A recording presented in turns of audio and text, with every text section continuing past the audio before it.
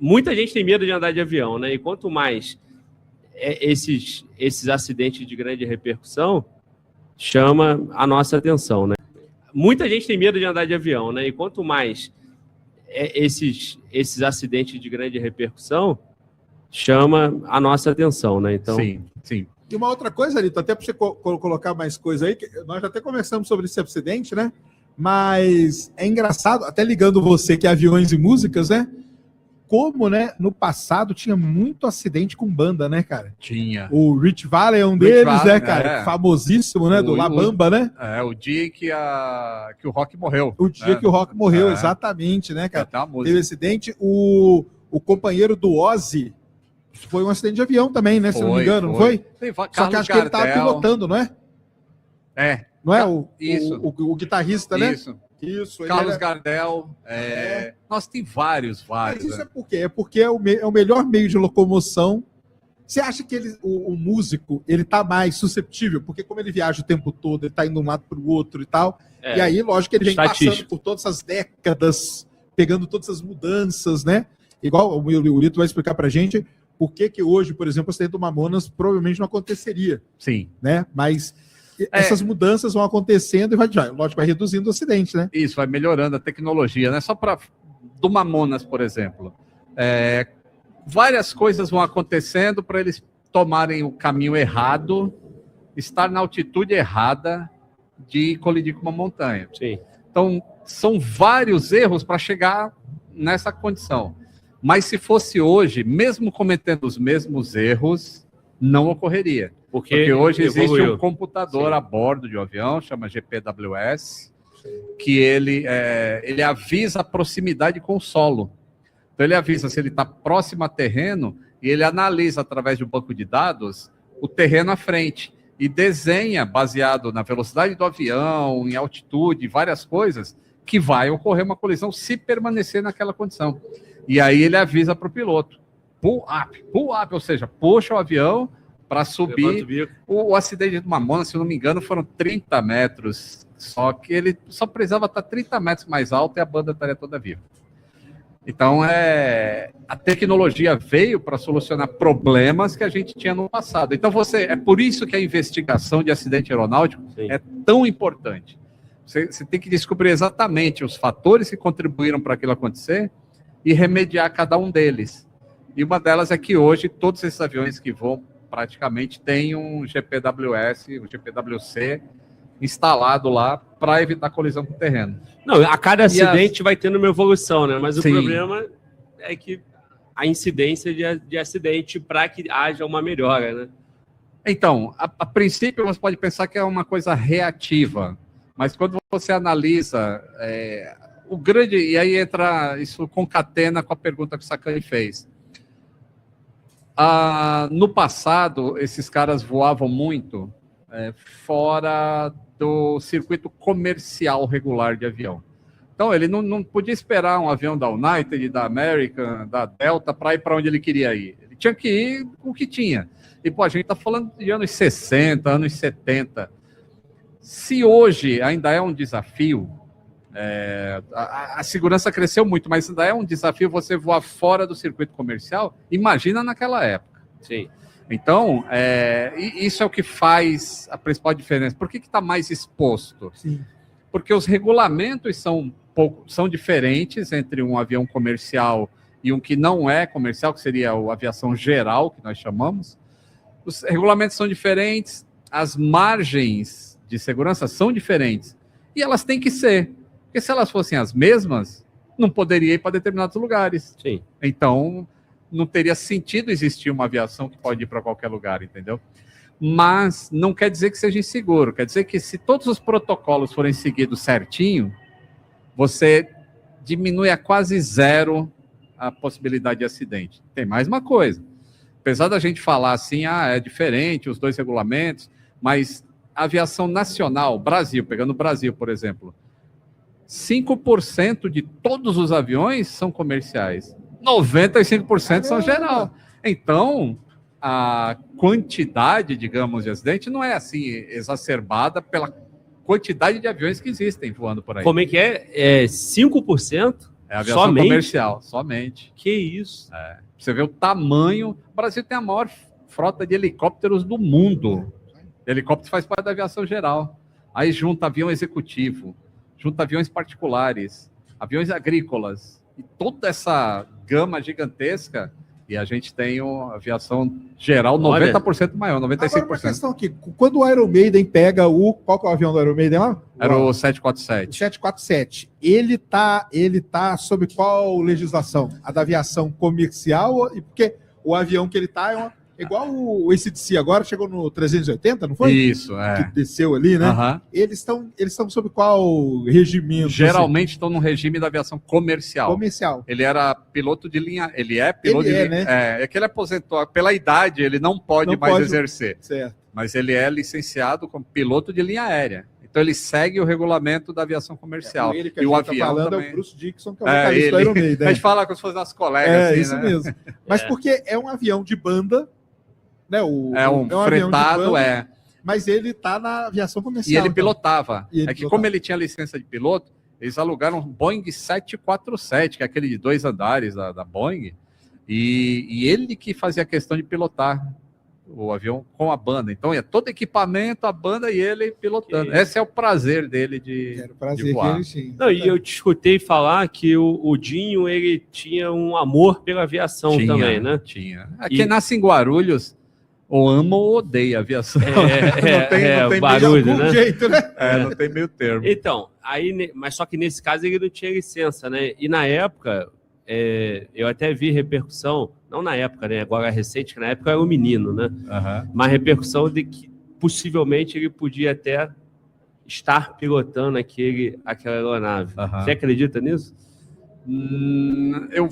A minha Bíblia é o relatório final. Não tem o relatório final, ele fala assim: no assento do copiloto estava o copiloto, e no assento do comandante estava o comandante. Isso é quando o acidente se consuma. Então, se acontecer alguma coisa antes ou depois, não sabemos. Sim. Mas existem filmagens de avião taxiando e o Dinho estava na frente. Isso existe, isso é fato. Mas no dia do acidente não sabemos, porque a evidência que sobrou é que copiloto na direita, comandante na esquerda. Agora, Lito, eu não sei, né, cara? Tem coisas que beiram a teoria da conspiração, né? Mas é um tema que eu me interesso. Já fiz alguns podcasts sobre isso. Você falou, a minha Bíblia é o relatório final, né? Só que a aviação mexe com tanta coisa, né, cara? O medo das pessoas, o profissionalismo da aviação, empresas, então, grandes negócios. Até que ponto esse relatório final ele pode ser influenciado, né? Nesses casos de extrema repercussão. Faz sentido alguma coisa por aí? Isenção, né? Qual é a isenção? A isenção, na verdade, aí não é o relatório, seria o órgão, né, que é responsável. No caso do Brasil aqui é o CENIPA. Então, vou explicar como funciona. Tá. Os órgãos de investigação, existe eles obedecem ao anexo 13 da ICAO. ICAO é a Organização Internacional de Aviação Civil. E esse anexo 13 diz que os órgãos que investigam, eles são completamente independentes. Então, aqui no Brasil, a gente tem o CENIPA. Sim. O CENIPA é um órgão militar, mas ele é completamente independente da FAB, da aviação comercial e da ANAC, que a ANAC é o órgão regulador. Então, se o CENIPA encontra alguma coisa errada da ANAC, ele tem total isenção para não acusar, mas para identificar quais foram as falhas do órgão regulador que gerou aquilo, quais foram as falhas do fabricante, sim, do operador. Então, eles têm total isenção.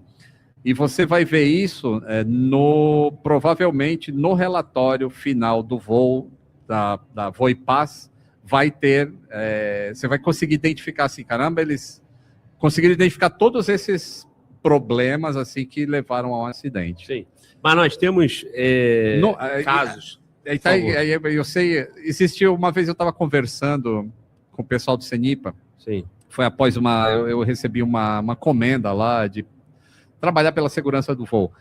E durante esse evento, depois teve um churrasquinho, E aí, conversando com vários investigadores, e eles falando assim de uma pressão que é quando um candidato à presidência da República está dentro de um avião que se acidenta. Eduardo Campos. Então, é óbvio que existe pressão, mas eles são imunes a esse tipo de pressão, entendeu? Mas, desculpa, te interrompi. Não, pode falar. Não, eu ia dizer o seguinte, né?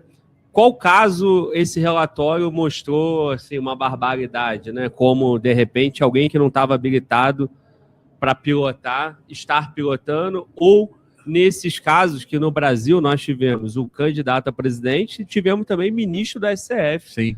Em acidente. Sim. Imagina a pressão. Sim.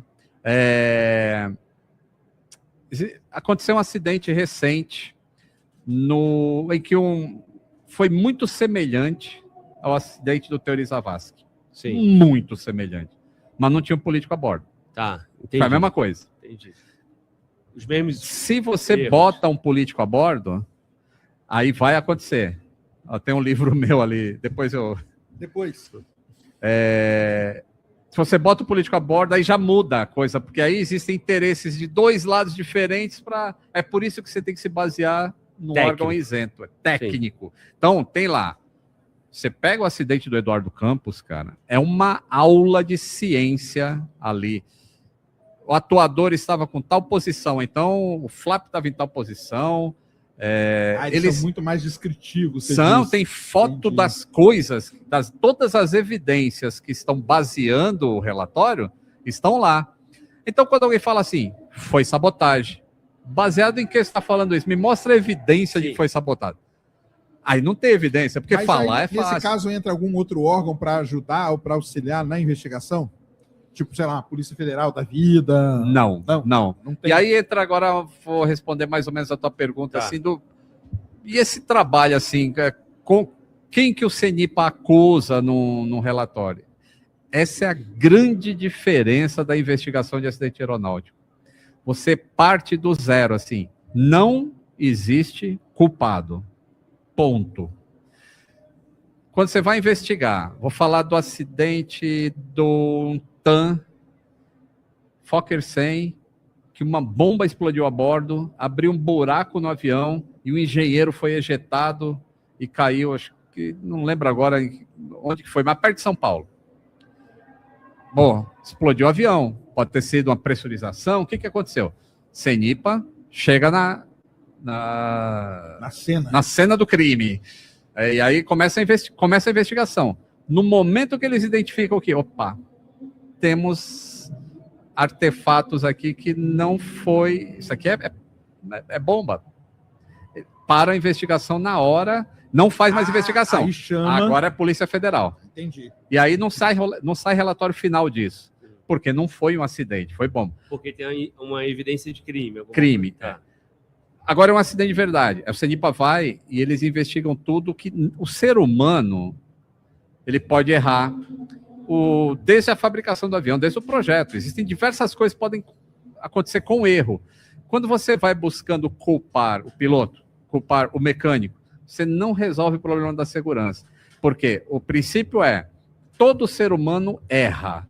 Então, se eu culpo o ser humano, os acidentes vão continuar acontecendo.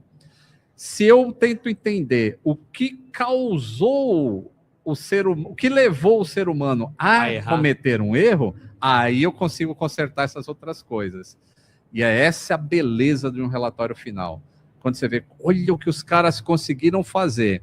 Mudaram o procedimento de uma empresa, mudaram a maneira de treinar pilotos, por causa do Air France. Quando aconteceu o acidente do Air France, mudou a maneira de treinar os pilotos em alta altitude. E foi um conhecimento que, infelizmente, veio através de um acidente. Mas cada vez que você vai cercando isso, a gente tem menos e menos acidentes. Em 1960, a gente perdia 32 pessoas a cada 1 milhão de decolagens. Gente pra cacete. 32 pessoas só a cada 1 milhão de decolagens em 1960. Tráfego aéreo, 5 milhões de decolagens por ano. Hoje a gente tem 35 milhões de decolagens por ano. Quanto se perde de vida a cada 1 milhão de decolagens? 0,12. Ou seja, a gente tem que ter 30, 40 milhões de decolagens para perder uma vida. Então, o que significa isso? Que esse trabalho feito de não culpar as pessoas gera resultado, funciona. Aí tem, mas e se o cara foi negligente? Pode existir isso. No caso do Chapecoense foi negligência. Então existe uma investigação paralela que é feita pela polícia. Então a Polícia Federal faz a investigação civil. A Polícia Civil faz a investigação de acidente aéreo. E aí vai... a investigação da polícia é assim, alguém é culpado disso. E vai encontrar e vai seguir o rito normal. Mas são investigações separadas e a Polícia Civil não pode usar o resultado da investigação para influenciar do CENIPA para se basear. Não pode. Tem que fazer o deles. Porque a partir do momento, se a polícia tivesse acesso a esse tipo de investigação aqui, porque nesse aqui, as pessoas não mentem. Elas sabem que elas não vão ser culpadas, elas só precisam falar a verdade. E aí, você tem uma segurança, é como se você estivesse falando com o padre, assim, eu estou me confessando, não vai ter um pecado ali, eu vou ser absolvido. Sim. Então você fala a verdade. Quando você está falando com a polícia, não. Aí já é diferente. Então por isso que a investigação é diferente, são buscas diferentes. E esse da Chapecoense foi o combustível? Foi alguma coisa relacionada ao combustível, foi isso? Esse foi falta de combustível, foi o elo final do acidente. Mas o acidente acontece 5 voos antes. Por quê? Porque essa tripulação já tinha feito 5 voos antes, saindo de lá, indo para Medellín, saindo de Viro, indo para Medellín, no cheiro de combustível. E deu certo. Não, foram 4 vezes. 4 vezes deu certo. Então já era uma prática que eles calculavam ser ok, mas fora da regra. Isso é existe um fator humano associado a isso. O cara era o dono, né? Ele era o dono da empresa. Era o dono da empresa, Era o próprio piloto, era tudo.